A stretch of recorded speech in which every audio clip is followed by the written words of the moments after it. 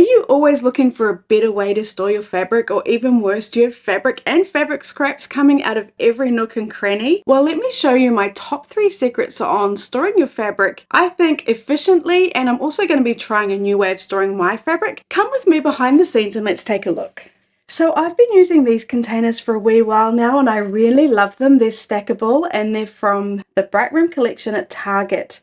Now, you can't actually store a lot in here. What I do put in here are fabrics that are brand new to me, fabrics that I absolutely love and will want to use for one of my next projects, or I know it is for one of my up-and-coming projects. So in these containers, I only have 2, and they're just with my favorite fabrics that I know I'm going to be using very soon. And so from this, I thought I'm going to go back to Target and get some more. But then I saw all the other containers, so you can see I varied out and got all different shapes and sizes. The one I started off with was the smallest, but they've got these big ones. So let me show you how I plan to use them and how I fold all my fabrics and how I plan to sort all my scraps for once and for all. So as you can see, I'm in a big mess and I naturally wanted to tidy this up for you and just show you all beautifully and perfectly how we could organize our fabric, but that's not the reality for us, and this is the situation and the mess I'm in, so I'm just going to be really real with you. So let's start right at the beginning with this Bright Room box that I've got that I absolutely adore.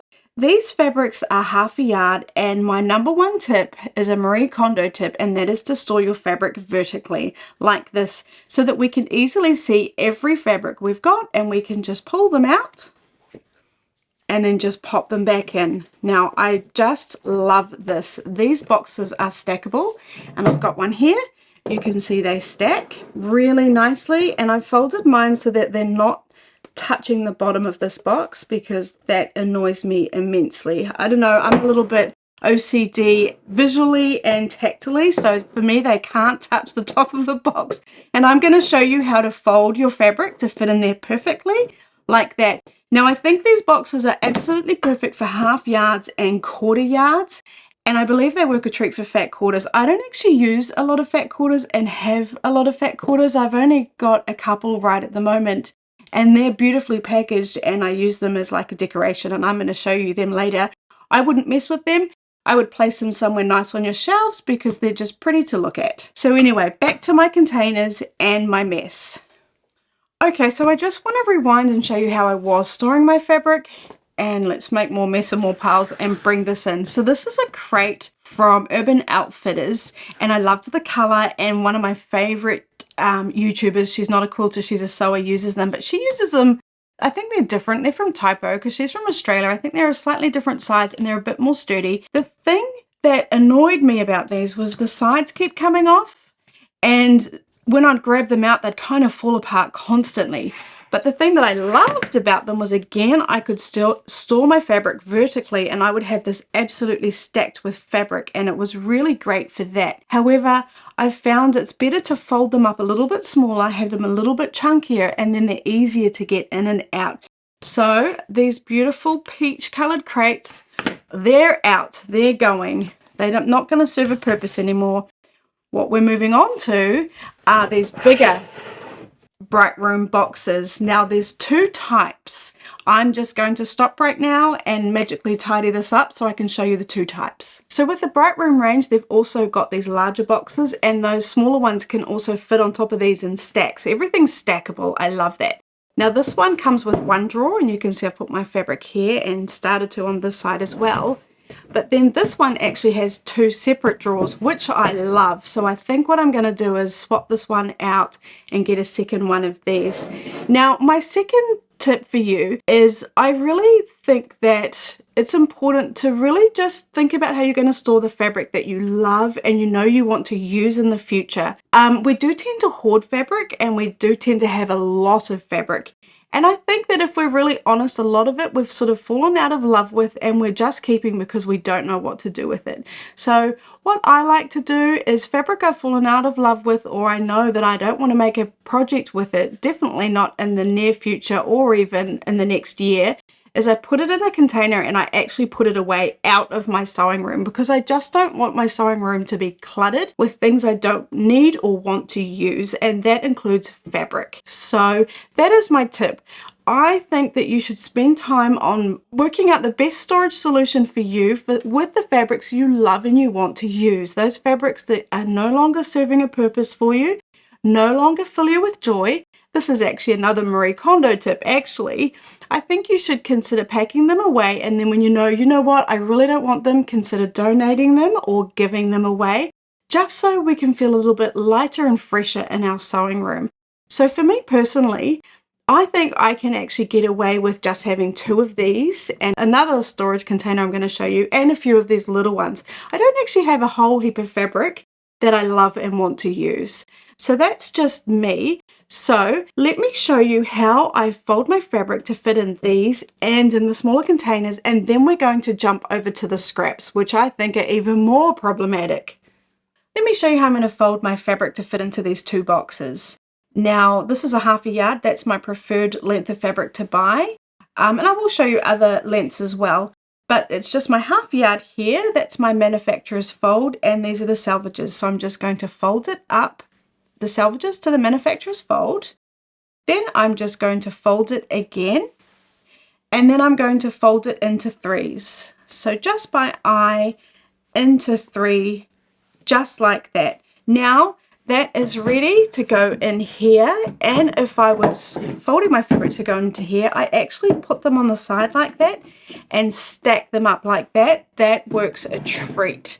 But if I wanted it, if I wanted it to go into my smaller one, well, this is the beauty of it. All I need to do is fold it in half again, and then that just fits in there perfectly. Look at that. So we're folding it exactly the same way for each container. It's just we do an extra fold to fit into that smaller one. And that's what I love about this system as well, is that we're not constantly refolding for different things. So let's take a look at this fabric. What have we got here? Okay, so this is actually 1 yard. It's quite a big piece of fabric. It is for me because I don't really buy too many 1 yards. I'm just going to fold that in half first. Then I'm going to take my selvages, bring them up to my manufacturer's fold, smooth it out the best you can. If you want to, if you're really particular, you might even want to press this fabric. I know some of you are gasping right now at the idea of pressing fabric. You don't need to. And then I'm going to fold it again, and that gets our perfect width, right? Then all we need to do is to fold it into 3. Just like that. And then you see here you've got the raw edges in the fold. Well, I would put it in like that so we're getting the nice tidy fold at the top. And it just goes in like that. Voila! It's going to fall because there's not enough in there to keep it upright. But just for argument's sake, if we really wanted to, I could just fold that again, and that could also fit in there perfectly. So I'm really loving this new system. But you know, we do have other little bits and fabrics that we've got that won't fit in here. You might have charm packs, mini charm packs. Well, what am I going to do with those? So lastly, I've got this 3 drawer container from the same range. Now, I'm not trying to sell you these containers. All I'm showing you is how I'm actually going to store my fabric. You could use any containers you like, but I think the same idea works for any container you're using, right? I think you should stack them vertically. I think you should get rid of fabrics that don't bring you joy, and I think we should organize our scraps. So this container is where my scraps are going to come in. At the top here, they are not scraps, they are my charm packs. I don't have many, but actually this is a lot for me. I've just started buying them because I think they're great, and I plan to use them a little bit more this year, so I've started investing in some charm packs. So this top one is going to be my pre-purchased charm packs. But down the bottom here, I'm going to pre-cut my scrap fabric to fit in here to pre-cut sizes and any other sizes, and that's what we're going to move on to next. So this is one of my scrap piles. These are kind of my favorite scraps. If you're allowed to have favorite scraps, it just seems ridiculous. But these are kind of my favorite scraps, and I have a lot of scraps. So I'm going to be sitting here working this out for a long time. But yeah, like these are my favorites, and I just can't, I don't know what to do with them, and I can't bear to get rid of them. But I kind of tried to put them in piles that are the same, and I don't know. Well, it's a mess, isn't it? But I am seeing a bit of a theme here. Can you see I've got these 2.5-inch squares? Well, let's just rescue those straight away, because what we're going to do is we're going to cut our scraps into pre-cut sizes. Now, I think 2.5-inch squares, well, that's an easy one, right? Because I actually already have a lot that are already that size. But then, like, I've got this piece, like, goodness me, what does this piece measure? I'm going to have to measure them and work out what's going to work best. In here, I even have, like, quilted little bits that I don't want to throw that away. I know I could do something with it. So what I'm going to do is I'm actually going to start a pile of pieces like this. I might have half square triangles or anything that's already sewn together that I could maybe carry on with a scrap project, or even find a project that just needs a little piece like that. So anyway, I'm going to pop them aside. That's kind of easy. That's easy. Then I've got these funny little squares. So the first thing I'm going to do is just kind of work out what I've got here. I'm going to cut them into 2.5-inch squares. Now I can see that is a perfect 5-inch square. That is probably from one of my charm packs. I probably grabbed it, never had a chance to put it back, and it's ended up in my scrap pile. So 5-inch square is a good place to start. That's another one there that I'm guessing never went back to its rightful home. But then we have some of these bigger pieces.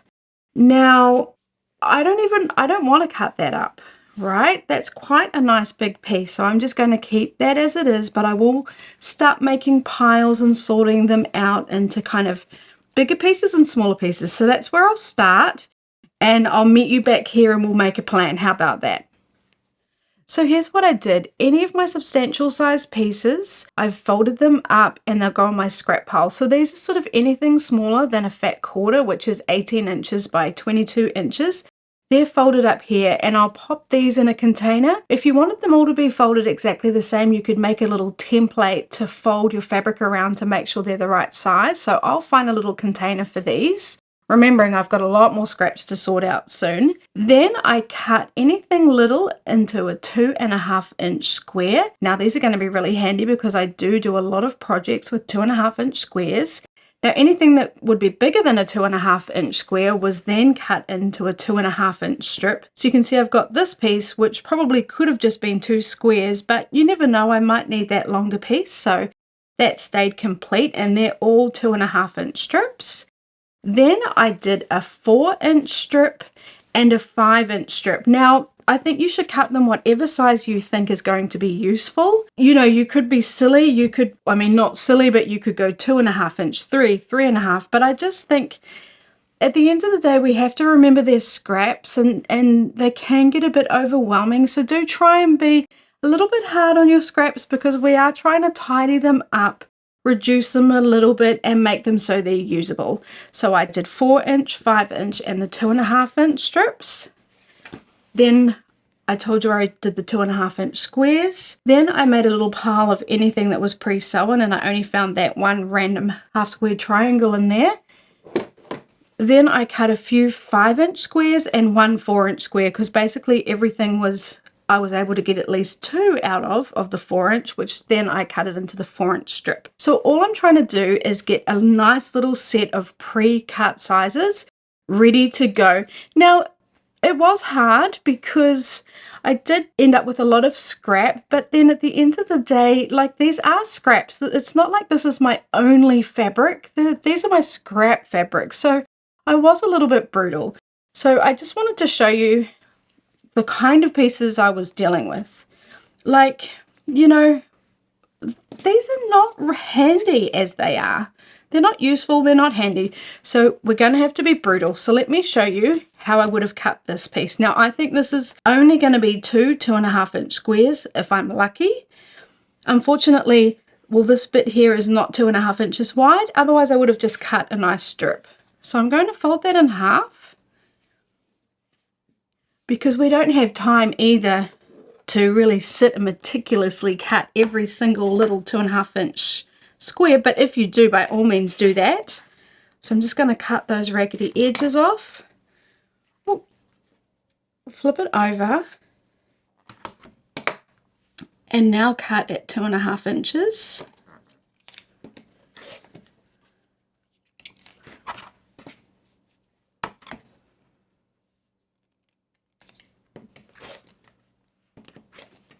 Okay, actually I'm just going to put all my waste back here so you can see it. Full disclosure. Okay, so from that funny little piece, I've got two 2.5-inch squares, and now they can go on my pile. And then I've got this left, so I could measure it. Now, it's not quite 2.5, and I decided I didn't want to keep anything under 2 inches because, I mean, I know I could use that, but do I need to? No, because I know I've got other pieces in my pile, and I've got my 2.5 inches I just cut, so no, I do not need to keep these, so I'm sorry they're going in the rubbish. But I do have a plan for some of these bigger pieces, and I'll tell you that in a minute. So again, with this one, all I would do is cut a 2.5-inch square. With this one, again, I would cut 2.5-inch strip and see how many 2.5-inch pieces out of that I would get. And then the rest would go in the rubbish, or I do have one little idea we could do with all the little tiny bits we're going to be left over.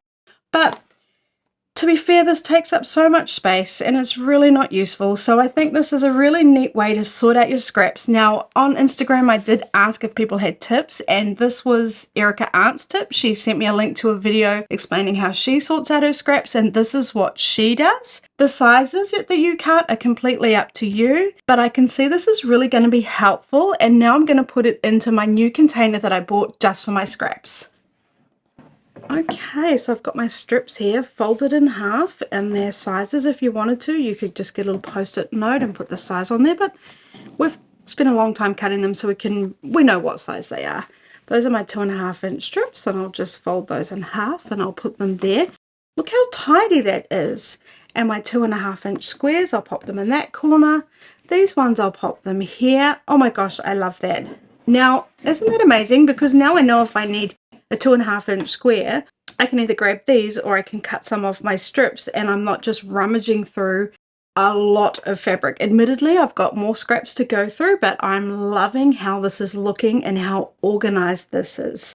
So this is tip number 3. I stole it from Erica Arndt, but cut those scrap fabrics down to pre-cut sizes that you'll find useful. Now I know that it's hard to throw out all these little bits of scraps because we've kept them forever. And if you'd like to have a project to use them up, you could make these cute little cards. I got these from Hobby Lobby, and all I did was I got scrap fabric and I just sewed them on really randomly. And isn't that cute? So if you really can't bear to throw them out, that's a little project for you to do. So we are using all our scraps. So I did want to mention that I did try the comic board storage idea, and that's when you get those comic boards and you wrap your fabric around that and put it on shelving units or something. It didn't work for me. I think it's because I generally only buy half a yard to a yard. I personally didn't like it. I think if I used that method, I would probably want to do it for at least 2 yards and up, so they're a little bit more chunky. I found that when I took my fabric out, I was a bit lazy to kind of wrap it up perfectly, pop a pin in so it didn't fall apart, and put it back. So for me personally, that didn't work. So if you're wondering how I store my fabric by colorway or by designer, it just depends. If it's brand new, I will keep it with the designer range collection rather altogether. And then I do separate it out into the colorway. One more thing is when you've got beautiful little packs like this is a fat quarter bundle by Stephanie Gaines. It's called Enchanted Bloom. It's absolutely beautiful. Isn't that delightful? Well, for me, this is just a little piece of art. So I wouldn't break this up. I would take this and I would pop it somewhere on display. Just like that. So I hope you found this video useful. Let me know if there were any tips that you love and you think you'd like to implement in your sewing room. And if you're looking for another scrap project, I'll put a link above. Thanks so much, and I'll see you in the next video.